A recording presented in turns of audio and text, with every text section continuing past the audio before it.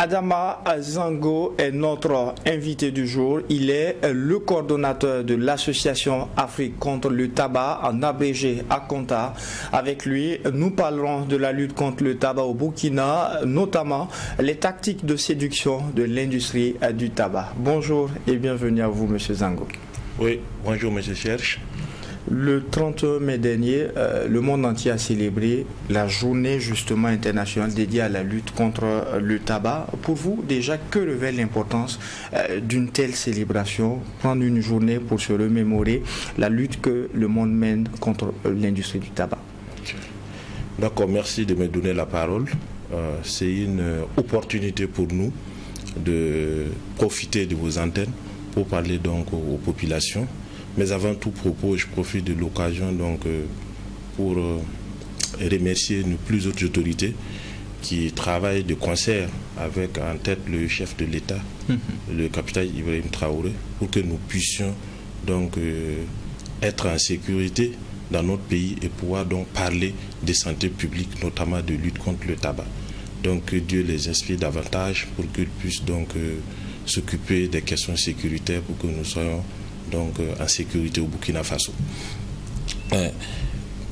Donc concernant donc votre question par rapport donc à la célébration de la Journée mondiale sans tabac, il faut dire que c'est un constat. On parle plutôt d'épidémie donc de tabagisme qui tue 8 millions donc de personnes par an. D'accord. Et au Burkina Faso, si vous avez suivi notre ministre de la Santé, donc au 78e donc Assemblée mondiale de la santé, il a parlé de 4800 décès par an. D'accord. Donc voici des chiffres qui sont alarmants et qui justifient le fait qu'il y a la nécessité donc de célébrer cette journée mondiale sans tabac sous les auspices donc de l'Organisation internationale du travail et excusez-moi, l'Organisation mondiale de la santé, pour qu'on puisse véritablement connaître que la consommation du tabagisme est un fléau et que les États doivent donc élaborer donc des politiques efficaces de lutte anti-tabac afin donc de protéger la santé publique. Quand on fait l'état des lieux pour ce qui concerne le Burkina, est-ce qu'on pourrait dire que de plus en plus on arrive à faire reculer le phénomène, ou est-ce qu'il prend de plus en plus de l'ampleur malheureusement? D'accord. Il faut encore, je dirais, remercier nos plus hautes autorités, notamment donc le ministère de la Santé qui assure donc le leadership donc de la lutte anti-tabac. Je vais constater qu'il y a beaucoup de politiques anti-tabac qui sont mises en œuvre à travers donc l'élaboration d'une réglementation pour encadrer donc le phénomène du tabagisme, parce que ça y va de la consommation jusqu'à la commercialisation, d'accord. Et l'objectif, c'est de faire baisser le taux de prévalence. Et de 2013 donc à 2021. Voilà, les statistiques donc ont démontré à travers l'enquête STEP qu'il y a une baisse donc du taux de prévalence de 6 points. D'accord. Voilà. Alors, mais quand on regarde aussi, on a vu que pour cette année, le thème qui a été retenu, c'est produits du tabac et à base de nicotine, démasquons les tactiques de séduction de l'industrie du tabac. En quoi la thématique est-elle d'actualité? Ok, merci beaucoup. Votre question est très pertinente. D'accord. La thématique est d'actualité dans la mesure où il y a beaucoup d'informations autour donc de la consommation du tabac que l'industrie du tabac cache, je dirais, au public, aux consommateurs et surtout les victimes. Je vais parler donc des fumeurs qui sont donc se retrouvent donc dans une certaine engrenage, d'accord, parce que il y a des additifs qui sont mis donc dans la cigarette, d'accord, pour créer cette dépendance-là, de sorte que les fumeurs ne puissent pas se défaire. D'accord? C'est la nicotine principalement, mais l'industrie du tabac ajoute par exemple des parfums, des arômes, d'accord, qui font que les fumeurs ont tendance à se dire qu'il consomme un autre produit que le tabac parce que ça sent bon, mais en réalité, ces parfums-là n'enlèvent en rien la toxicité du tabac qui contient 4000 substances chimiques, donc une cinquantaine sont cancérigènes et qui programment donc ces consommateurs-là à quitter ce monde un jour et peut-être à développer un cancer. Et c'est dommage que ce soit nos enfants, d'accord, qui sont recrutés à travers la publicité pour les initier donc à la consommation de tabac. Mais est-ce que c'est caché, puisqu'il y a forcément la composition est donnée sur les différents emballages? Oui, voilà, je dirais que c'est à partir de là qu'on dit de démasquer donc les tactiques de séduction de l'industrie du tabac, d'accord? Parce que c'est un produit qui empoisonne, d'accord? Et toutes les stratégies sont mises en place pour donner une autre image de ce produit-là. De sorte que, vous voyez, aujourd'hui, on utilise la cigarette électronique, voilà, et le produit du tabac chauffé, ce qui dégage de la fumée, mais en fait, vous ne sentez pas la fumée, d'accord? Mais ça contient des substances chimiques, notamment de l'aérosol, qui aussi affecte les voies respiratoires et qui peut aussi, parce que les études n'ont pas démontré clairement toutes les maladies, les conséquences liées donc à ces aérosols, mais déjà il y a des effets qui sont clairs, à savoir donc les maladies peuvent affecter les voies respiratoires. Si je prends l'exemple, par exemple, la chicha, une séance de chicha équivaut à 100 à 200 bâtons de cigarettes qu'on aurait mis dans le dispositif pour consommer, et chaque personne qui consomme de 20 à 1 heure de temps, de 20 minutes à 1 heure de temps, inhale au moins 40 bâtons de cigarettes. C'est comme si la personne a fumé 40 bâtons de cigarettes. Et vous voyez, c'est si on vous donne de façon scientifique cette information, que vous vous rendez compte que le fait de dire que c'est dangereux pour la santé, c'est pas suffisant. Et c'est donc le rôle de la société civile également de contribuer à sensibiliser. Voilà. Et je profite de l'occasion pour également féliciter l'équipe donc du ministère de la Santé, notamment l'équipe du Point Focal, qui fait un travail sur le terrain en collaboration donc avec la société civile et souvent avec certains donc services techniques du ministère du Commerce pour donner l'information juste et vraie aux populations. Mais la publicité, d'accord, faite par l'industrie du tabac et également la manière dont ces produits donc sont enjolivés et le fait qu'on introduise donc la nicotine qui peut être naturelle ou la nicotine qui se retrouve dans la feuille de tabac fait que il y a une certaine dépendance qui fait que le fumeur ne peut pas se défaire. Heureusement, au Burkina Faso, nous sommes un exemple, je dirais un pays champion en Afrique, dans la mesure où nous ne dépassons pas 2 ou 3 pays à disposer donc d'une unité de sévrage tabagique pour aider donc les populations, ceux qui sont victimes donc de la consommation de tabac, à suivre donc un programme de sévrage tabagique et donc à arrêter de fumer. Je crois que au cours donc de la célébration de cette journée-là jusqu'à présent, pour quelques jours encore, tous ceux qui veulent donc arrêter de fumer peuvent se rendre à côté de l'hôpital Yalagro et l'unité de sévrage tabagique s'y trouve et peuvent donc profiter donc du programme de sévrage. Quel est un peu le taux de fréquentation au niveau de l'unité de sévrage tabagique, aussi quand on sait que pour beaucoup de fumeurs disent qu'il est difficile d'arrêter de fumer parce que cela engendrerait plutôt des problèmes de santé lorsqu'on décide d'arrêter subitement. Est-ce qu'avec tout ce qu'on entend, il y a beaucoup de personnes qui viennent à l'unité? Ok. D'accord. Merci beaucoup. Je profite également de l'occasion pour rendre hommage à notre éminent professeur Georges Ouédraogo, paix à son âme, qui nous a quittés il y a quelques mois et qui a beaucoup travaillé pour la lutte anti-tabac. C'est un tabacologue. C'était le responsable de l'unité de sévrage tabagique. Nous avions pu faire des émissions ensemble où il a démontré clairement qu'il y a un faible taux de fréquentation de l'unité, Mais c'est parce que les gens n'ont pas l'information. Ça, c'est un. Et de deux. Et c'est ce que vous aviez dit également. Pourquoi il faut démasquer les tactiques de l'industrie du tabac? Les gens ont l'impression que ce n'est pas un produit toxique. Et comme ce sont nos enfants qui ont un système immunitaire en tant que jeunes, résistants, ils sont en train de s'empoisonner, mais pour le moment, ils ne savent pas qu'ils sont dans un cercle vicieux. Sinon, ceux qui ont fumé sur plusieurs années reconnaissent véritablement qu'ils ont des problèmes. D'autres, c'est parce qu'ils n'ont pas l'information. D'autres se disent aussi que c'est un centre de santé spécifique et que s'ils s'y rendent, ils doivent donc dépenser de l'argent. Pourtant, pour s'acquérir donc un bâton de cigarette, c'est vraiment à faible prix. De sorte qu'avec l'effet dépendogène de la nicotine, ces personnes-là se retrouvent donc dans cette dépendance-là et ils prennent pas l'initiative donc de suivre le programme. Parce que une fois que vous décidez de suivre un programme de sévrage, c'est aussi donc une certaine discipline que vous devez vous imposer, de vous déplacer pour qu'on puisse vous suivre régulièrement. Vous devez modifier votre programme.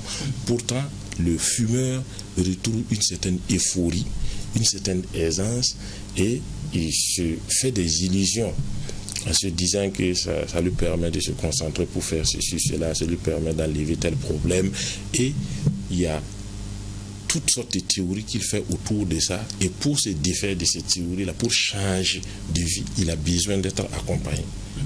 Et souvent, s'il n'y a pas cet accompagnement, puisqu'il faut aussi identifier des personnes, je dirais, mieux indiquées pour accompagner donc le fumeur. À défaut, par sa propre initiative, certains commencent, mais bon, ils ne terminent pas. D'où donc le faible taux de fréquentation de l'unité. Mais je reconnais également qu'on doit faire donc beaucoup de communication donc autour donc de l'unité pour que les gens puissent savoir où se trouve donc ce centre-là et pouvoir donc fréquenter. Alors, vous avez parlé tout à l'heure, vous avez dénoncé les stratégies utilisées par l'industrie du tabac. Est-ce que ce sont ces stratégies qui font que depuis des décennies, c'est la frange jeune de la population qui est la plus concernée quand on parle de phénomène de tabac? D'accord. L'une des causes de la consommation de tabac, c'est le mimétisme, c'est le fait de vouloir donc imiter. Et vous savez, une personne adulte qui est mûre, il n'est pas dans ce mimétisme-là. Elle n'est pas plutôt dans ce mimétisme, c'est surtout les enfants. Et l'industrie a mis en place toute une stratégie pour les recruter parce qu'ils sont facilement... la publicité fait que les attire très facilement. D'accord? Et je vous ai parlé de cette euphorie. Il faut que le fumeur se sent à l'aise. Comme on parle de l'extase sur les drogués, le fumeur se sent un peu à l'aise et il a toujours besoin de renouveler donc cette aisance-là, donc en consommant la cigarette et la nicotine qui crée donc cette dépendance. Donc du coup, l'industrie travaille à récupérer les plus jeunes. Parce qu'une fois qu'ils sont recrutés, à cause de l'effet donc de dépendance, ils vont donc avoir des clients pour de plusieurs années. Et le travail est de répartir, recruter les plus jeunes qui parfois n'ont pas donc cette capacité d'analyser, de savoir que cette publicité-là, c'est en fait un piège. D'accord? Et une fois que la personne se trouve dans la dépendance, puis elle se cache même pour fumer. Souvent, les parents apprennent à un moment où la dépendance est installée, où il a développé d'autres comportements qui font que c'est difficile de pouvoir donc faire quitter cette situation. D'où le fait que ça soit chez nous, c'est pas seulement au Burkina Faso, parce que la journée mondiale, voilà, dans tous les pays. Et l'industrie vient plus en Afrique parce que nous avions donc une frange jeune dont le taux est élevé au sein de la population et donc pour eux c'est un bon marché qu'il faut exploiter. Voilà. Et pour parler toujours de l'exposition de notre jeunesse, quand on regarde, en début d'émission, vous avez cité plusieurs types de tabac. On a parlé de la chicha, de la cigarette électronique et des cigarettes conventionnelles que l'on retrouve. À quoi est-ce que la jeunesse est beaucoup plus exposée? On sait que tout est nuisible, forcément tout a des conséquences, mais à quoi on est plus exposé? Où est-ce que l'accent devrait se mettre dans les établissements d'enseignement, dans les différents lieux de rencontre de la jeunesse? D'accord. Il faut préciser que Afrique contre le tabac, en collaboration avec l'université de Ouagadougou en 2009, sous la direction donc, du professeur Talla Didia et donc Dr Ould Sidi Mohamed et d'autres collaborateurs, ils ont fait une étude sur tabac et pauvreté. Il est ressorti clairement donc de cette étude que le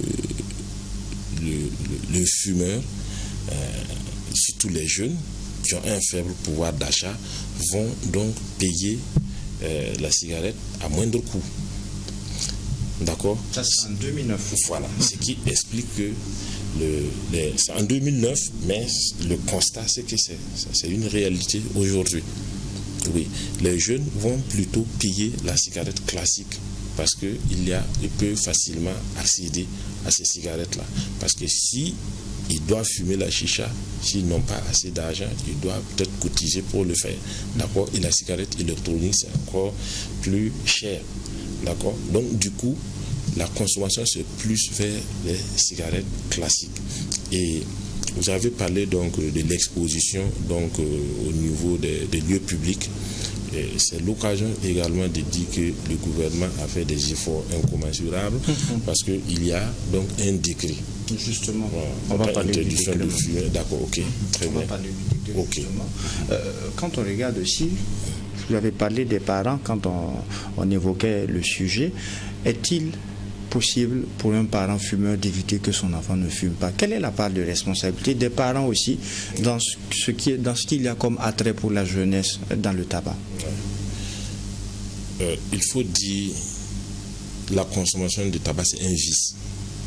C'est un vice qu'il faut très vite travailler à combattre de sorte à ne pas donc contaminer les autres, si vous me permettez le terme. Parce que quand je vous ai parlé du mimétisme, l'enfant a comme référence, les premiers, ce sont ses parents. D'accord? Donc, c'est très facile pour un parent fumeur de retrouver parmi ses enfants un ou deux qui fument. Parce que c'est vraiment le parent, c'est la référence, le modèle pour l'enfant. Et les gens n'ont pas l'information juste et vraie.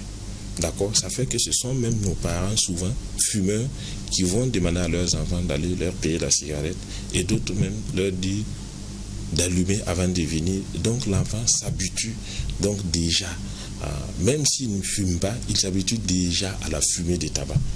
D'accord? Et ça, c'est une forme d'initiation indirecte qui ne dit pas son nom. De sorte que, voilà, quand il va vouloir imiter ses parents, ou soit il voit encore un autre modèle dans la société qui est une personne de référence qui fume, ça le conforte dans sa position. Parce que le papa fume, je comprends pourquoi telle personne fume, et très rapidement, l'enfant n'a pas cette capacité d'analyse très approfondie. Il peut déjà se cacher et puis commencer donc à fumer, et il va se retrouver dans une situation où, voilà, c'est difficile maintenant pour le parent qui découvre d'être ferme avec cet enfant dans la mesure où lui-même il fume. Et voilà. Pourtant, tout fumeur veut arrêter de fumer parce qu'il vit véritablement les conséquences. Il vit des situations difficiles, sans oublier qu'avec les sensibilisations, avec les messages qu'on passe, la personne sait déjà le problème auquel elle sera confrontée donc à l'avenir. De plus en plus, beaucoup de personnes estiment que dans les curricula d'enseignement et même au niveau parental à la maison, il faut que cette question de tabac puisse être discutée. Il faut que les conséquences puissent être évoquées afin que tout un chacun puisse connaître à quoi est-ce qu'on risque lorsqu'on s'adonne à la consommation de tabac, jusqu'à quel âge est-ce qu'on pourrait se le permettre, parce que certains ne savent pas qu'il y a peut-être un âge indiqué. Il n'est pas donné à un mineur de s'adonner à ces choses, même si la réalité est tout autre. autre. Est-ce que vous êtes d'avis avec ceux qui pensent qu'il faudrait mettre l'accent sur ça? Parce que l'éducation à la maison aussi, quand on dit de mettre l'accent, c'est parce que lorsque l'enfant est délaissé avec le smartphone, avec la tablette ou la télé, il y a le mauvais exemple qui peut ressortir de la télé, d'un clip vidéo ou de quelque chose d'autre, d'un film documentaire. On voit même des dessins animés où des enfants se trouvent dans le dessin animé à consommer de la cigarette. D'accord. Je pense que, comme vous l'avez dit, l'école, véritablement, c'est un cadre éducatif où on forme des citoyens responsables. Et notre plaidoyer, c'est que véritablement, on puisse intégrer dans les curricula donc les questions de lutte anti-tabac. Parce que la première expérience que j'ai pu voir concernant donc les conséquences de la consommation de tabac, c'est au lycée. Un professeur donc de physique chimie a pris une bouteille d'eau la vie, excusez-moi, je devais pas, voilà, où il a juste percé, mettre une bouteille utilisée, quoi. Il a juste percé, mettre donc le bâton et percer en haut, de sorte que l'eau qui descendait, c'est comme si la personne aspirait la cigarette. Et quand c'est fini, on voyait les dépôts de goudron sur donc la bouteille. D'accord. Donc c'est pour dire que si on arrive à intégrer donc la lutte anti-tabac dans les curricula, ça va beaucoup aider. D'accord. Parce que les enfants ont comme modèle les maîtres, les professeurs, les maîtresses, les anciens, les institutrices, les monitrices. Donc si véritablement c'est intégré, ça va beaucoup aider. Et je crois bien que le ministère travaille à ce que ça soit une réalité, puisque nous avons pu faire le plaidoyer et en son temps, on a pu adopter les décrets portant protection du domaine scolaire.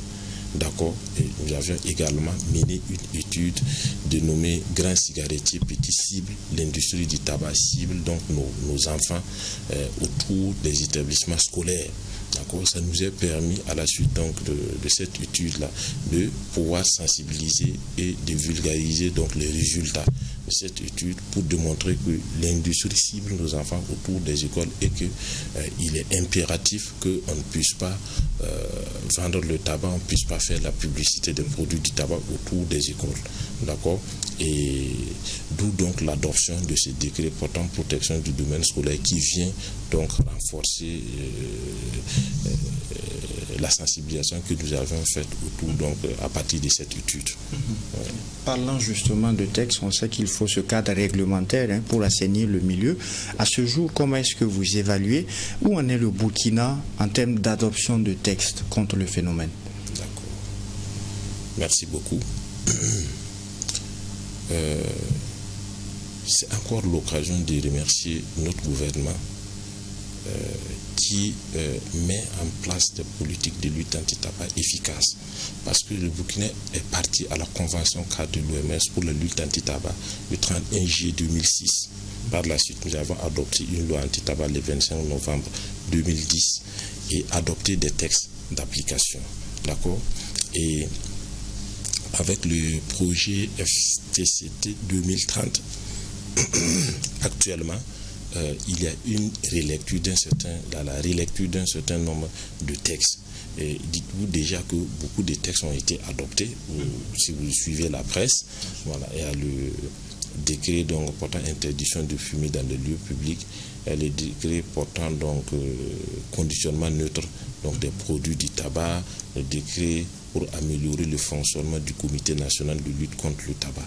Il y a bien donc d'autres textes en vue pour pouvoir adapter la lutte anti-tabac aux réalités actuelles et prendre en compte par exemple les produits nouveaux émergents. Je vais parler de la cigarette donc électronique. Aujourd'hui, je dirais que le Burkina Faso est un pays champion en matière de lutte anti-tabac et tout le monde entier nous félicite parce que l'emballage neutre des produits du tabac, ça va beaucoup réduire donc la publicité donc de produits du tabac et par conséquent les tactiques pour recruter donc les enfants. Parlant du décret concernant l'interdiction de fumer dans l'espace public, est-ce que rapidement vous pouvez édifier nos auditeurs et téléspectateurs par rapport aux innovations qui permettront désormais d'interdire et de condamner, y compris le fumeur, mais aussi le propriétaire du lieu dans lequel, le propriétaire de l'espace public dans lequel quelqu'un se permettrait de fumer d'ici là, ainsi que le délai? D'accord. très rapidement, je dirais que nous avions mené une analyse donc, de la législation portant interdiction de fumer donc, dans les lieux publics. Et de cette analyse, il est ressorti que, par exemple, les décrets, l'ancien décret portant interdiction de fumer dans les lieux publics ne sanctionnait pas, par exemple, les tenanciers des lieux publics. De sorte que ils avaient l'obligation d'afficher de façon apparente l'interdiction de fumer, mais ce n'était pas assorti de sanctions. Ça, par exemple, c'est une innovation. D'accord. Aussi, il fallait trouver des mécanismes pour mobiliser donc les agents d'application de la loi. Je vais parler de la police, de la gendarmerie, pour aider donc au respect donc la législation anti-tabac. Mais avec ce nouveau texte, il est inscrit expressement, d'accord, que ces agents, en collaboration donc avec les agents du ministère de la Santé, peuvent faire des inspections des lieux publics pour vérifier l'application de la réglementation et de pouvoir donc sanctionner les tenanciers, les propriétaires des lieux publics.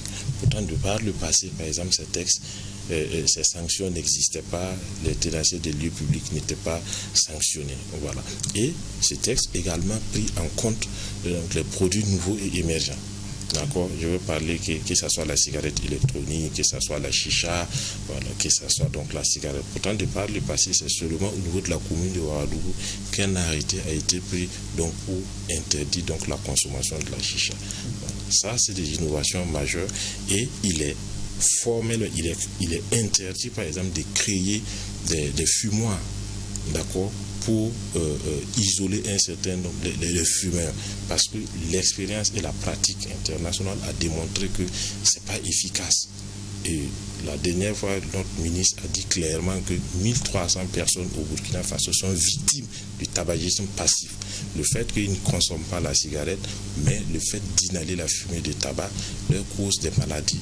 Plus tard, l'exposition à long terme, qui démontre que l'existence, par exemple, de fumoirs n'est pas une bonne pratique et c'est l'interdiction totale donc, de fumer dans les lieux publics qui est la bonne pratique, de sorte que ceux qui veulent fumer doivent s'isoler, de sorte à ne pas exposer les autres à la fumée de tabac. Quand on regarde l'application de ce décret, si je ne m'abuse, l'effectivité ce sera à partir du 16-17 septembre prochain. Concrètement, pour le non-fumeur qui se retrouve dans un espace public, sera-t-il possible pour lui de se plaindre et auprès de qui, si dans l'entourage, il y a quelqu'un qui se permet de fumer? Vous parlez de avant l'entrée en vigueur? Non, à partir de l'entrée en vigueur. Oui. J'anticipe déjà à partir de l'entrée en vigueur, quel est le mécanisme? Sera-t-il possible pour le non-fumeur qui se retrouve dans l'espace public de se plaindre par rapport au cas d'une personne qui serait en train de fumer? Surtout que maintenant les dispositions prennent en compte la responsabilité du gérant, du propriétaire du lieu public en question. Auprès de qui est-ce qu'on se plaint? Voilà, parce que déjà, dès que le constat est fait, que des gens sont enfumés, ceux qui s'y trouvent doivent se plaindre auprès du propriétaire. Et même, il peut... Malheureusement, beaucoup ont cette gêne quand ils se retrouvent dans un espace public où quelqu'un est en train de fumer. Il peut être un adulte, il a cette gêne de demander, de dire à la personne que mais vous m'indisposez avec la cigarette et tout. Oui. Désormais, auprès de qui on se plaint, puisque c'est clairement établi que c'est interdit de fumer avec toutes les dispositions qui... Oui, il faut dire que il y a un mécanisme qui est en train d'être mis en place. D'accord, mais déjà, la personne peut se plaindre auprès de ce fumeur-là pour dire qu'il existe un texte interdit. S'il se gêne, il peut interpeller le propriétaire de lieu public. S'il est gêné, il peut également... les associations de lutte anti-tabac, nous travaillons donc à avoir un numéro vert pour qu'on puisse nous interpeller, quitte à ce qu'on porte l'information à qui des droits. Mais si vous avez la possibilité sur le champ ou soit, bon, c'est un peu difficile, mais ça aussi c'est une solution. Si un huissier peut faire un constat, ça peut aussi aider à pouvoir donc sanctionner plus tard cette personne, ou soit à sanctionner le propriétaire donc des lieux publics. Mais toujours est-il que si vous arrivez donc à saisir que ce soit la police, la gendarmerie, bon, je ne dirais pas les appeler pour qu'ils viennent, parce que souvent c'est tout un dispositif qu'il faut mettre en place. Mais si ces agents s'y trouvent dans les lieux, ils peuvent aussi aider, voilà, à faire respecter. Mais le propriétaire des lieux publics a l'obligation de faire respecter, parce que les inspections vont permettre également de discipliner un certain nombre de personnes par rapport à cette interdiction. Pas toujours, mais la plupart du temps, le propriétaire des lieux est lui-même fumeur, et souvent c'est lui-même qui ne donne pas l'exemple. Oui. Il faut dire que quand on adopte en matière de lutte anti-tabac, ça veut dire qu'il y a un problème qui est posé.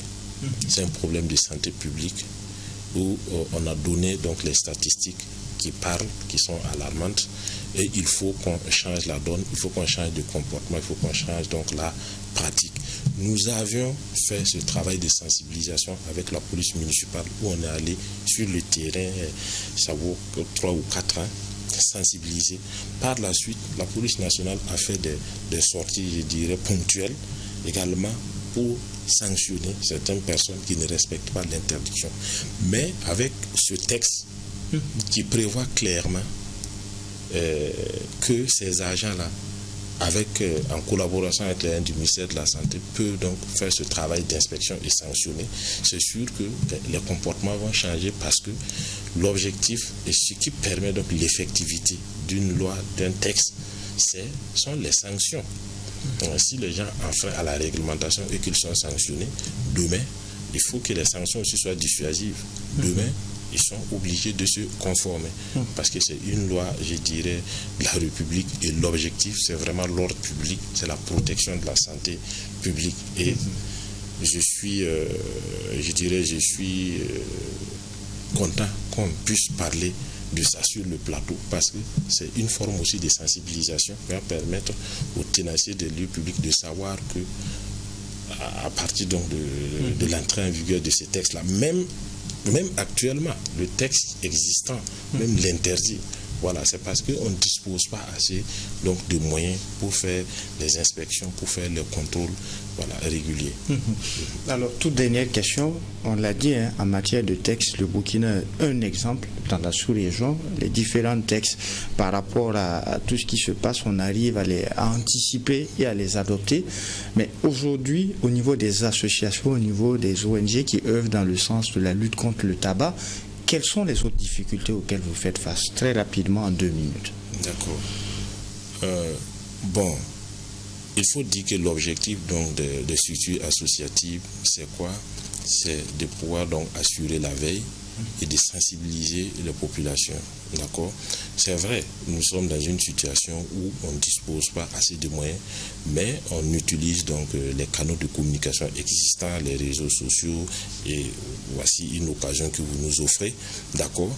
Et nous faisons également le plaidoyer pour qu'il y ait un programme national de lutte contre le tabac au Burkina Faso, pour que les services techniques même du ministère de la Santé puissent s'occuper de la question, parce qu'il existe un comité national interministériel de lutte contre le tabac, et la société civile donc est membre, et je pense que la mise en place de ce programme va permettre également à la société civile de jouer pleinement son rôle et de pouvoir donc atteindre les populations dans les 4 coins du Burkina pour mieux les sensibiliser, pour qu'ils comprennent donc le bien fondé de la lutte anti-tabac et les dangers donc liés à la consommation de tabac, et par conséquent faire baisser donc le taux de prévalence. Monsieur Adama Zango, merci d'avoir accepté cette invitation du DG Info de True TV et Watt FM. Je rappelle que vous êtes le coordonnateur de l'association Afrique contre le tabac, en abrégé Akonta. Merci à vous. Merci beaucoup. Merci.